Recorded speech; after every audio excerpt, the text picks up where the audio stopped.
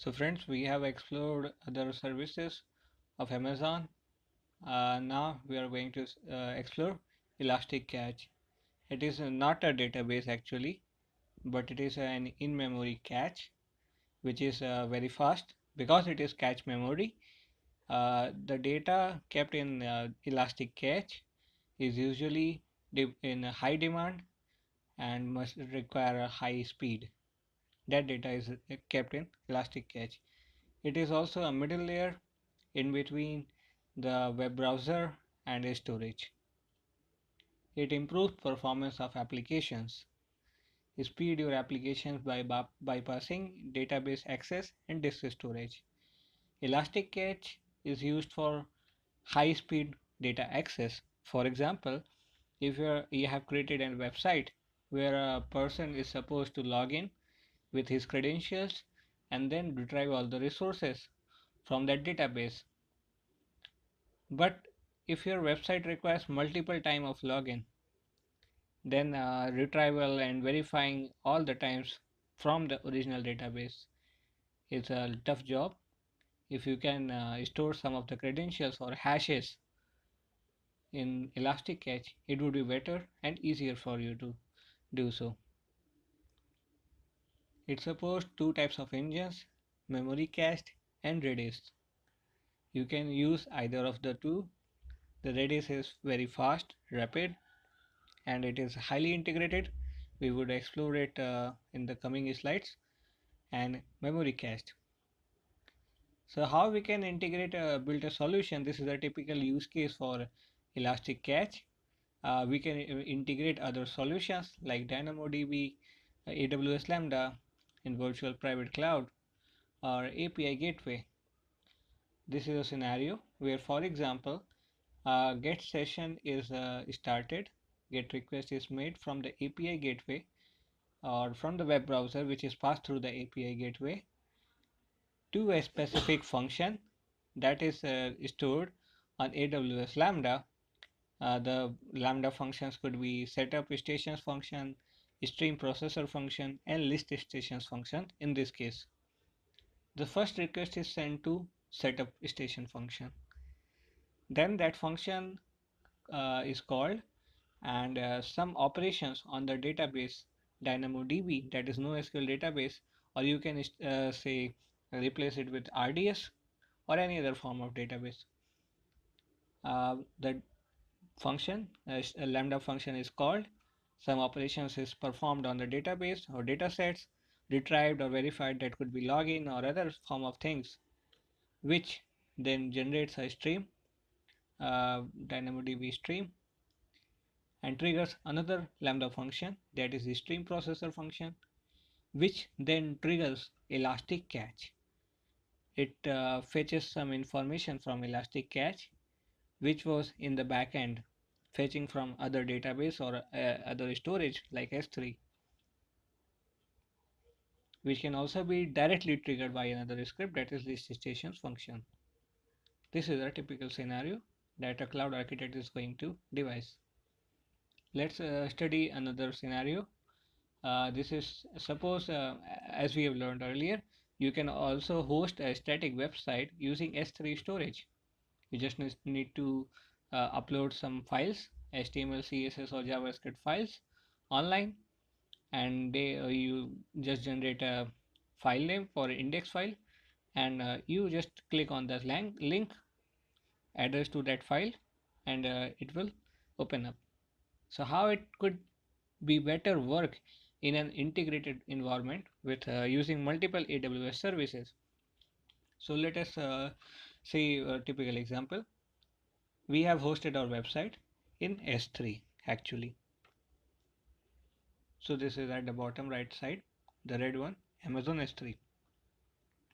This is dynamic content and the above one is static content. For example, if we want to uh, open up our website, a browser made a request from any remote location throughout the world to open this website. He has the URL which is directed to the AWS CloudFront distribution and checks whether this website exists or not. If it exists, it searches to an S3 storage and provides the link and the page available to the web browser directly. Here we made use of two services, Amazon CloudFront Distribution and Amazon S3. In S3, HTML, JavaScript or CSS static content was kept. Another scenario where we want to provide dynamic website, we can use another solution where some of our content is kept in S3, some of our data is kept in DynamoDB or RDS or other form of database, and we have certain scripts that are serverless or Lambda functions that are kept in Lambda. And we have Elasticache where some uh, vital information that are required multiple times used to be kept in Elasticache. So this is an integrated solution where we can employ multiple types of databases as well as storage options as well as Lambda functions with Elasticache. Here, when a browser make a request to open a certain website, it goes to Amazon API gateway, passes through the virtual private cloud where your application resides.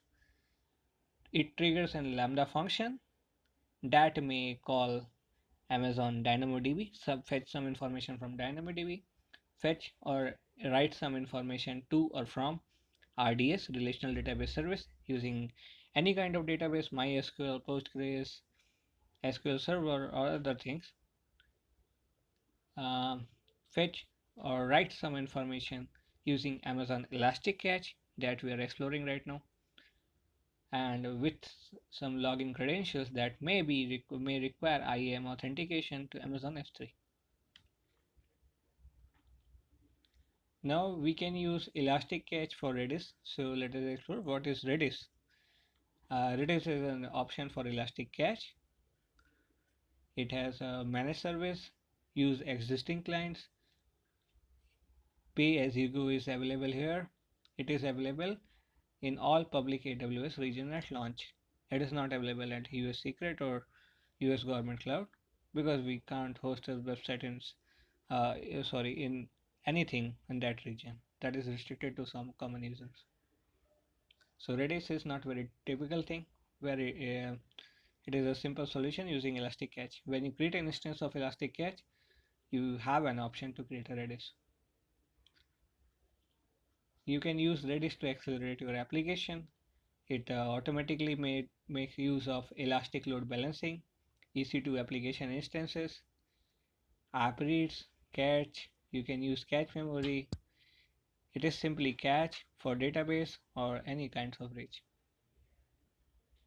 We can use it in other scenario, the Elasticache. For example, we want to develop an IoT solution using cloud. Here we make use of multiple AWS services.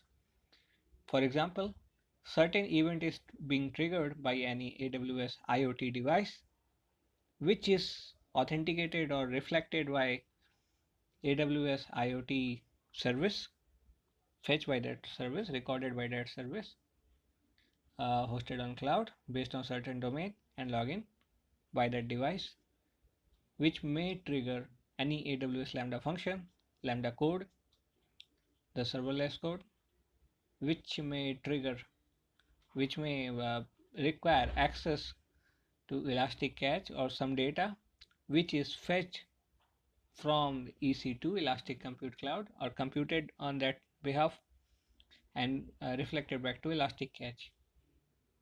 Elasticache then provides the data back to AWS Lambda script, and Lambda script performs certain types of operation. We can devise a data. In another case, this is other use case where our IoT device creates a Lambda request. The Lambda function calls when the data is very hot or very specific, highly required. We can make use of Elasticache, or if it is not highly required, very hot data, we can use a longer retention and store the information in DynamoDB or RDS.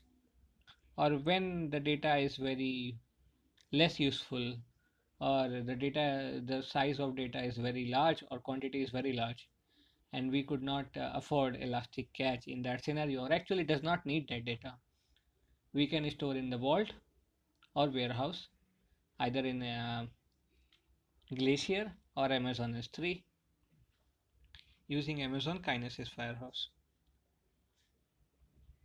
We can also capture data using Redis.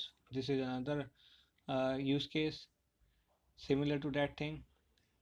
We can capture or do analysis work. Big data analysis is a popular term.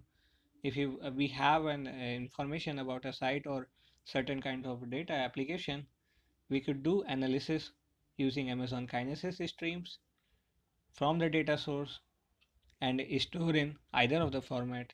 If it is hot data, we can move to Amazon Elasticache, either using Redis or without using Redis.